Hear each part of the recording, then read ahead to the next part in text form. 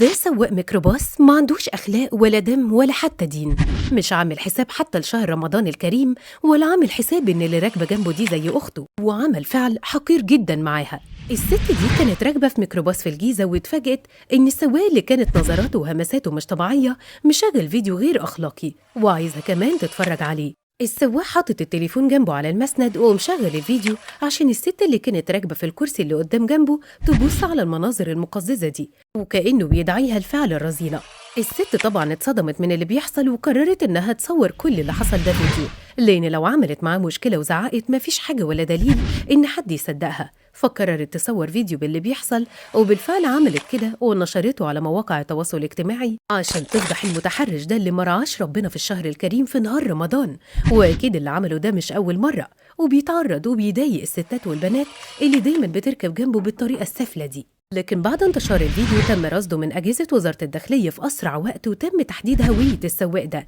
وتحديد مكانه وإلقاء القبض عليه عشان يكون عبرة لغيره ويعرف إن الله حق ويتأدب كمان بالقانون. التفاصيل كشفتها وزارة الداخلية في بيان رسمي، وقالت إنه في إطار كشف ملابسات مقطع فيديو تم تداوله بمواقع التواصل الاجتماعي، واللي تضمن تضرر إحدى السيدات من قيام قائد سيارة ميكروباص بتسجيل مقطع فيديو منافي للآداب حال استقلالها السيارة رفقته بالجيزة. وبالفحص أمكن تحديد وضبط السيارة الظاهرة بمقطع الفيديو ميكروباص منتهية التراخيص، وقائدها وقت ارتكاب الواقعة سائق مقيم بدايرة اسم شرطة أول شبرا الخيمة بالأليوبية، وبمواجهته اعترف بارتكاب الواقعة على النحو المشار إليه، وتم التحفظ على السيارة الميكروباص واتخاذ الإجراءات القانونية حيال قائدها. طبعا بعد نشر الفيديو انهالت التعليقات على المنشور، وكله بيوصي الرجال الداخلية على الشخص ده وإنه لازم يتأدب بالقانون وياخد كمان أقصى عقوبة، لأن الشكاوي كترت قوي من سواقين الميكروباصات، وطبعا مش كلهم بتوع مشاكل ولا بيعملوا أفعال خارجة، لكن فيهم المحترم اللي بياكلها بالحلال والشرف.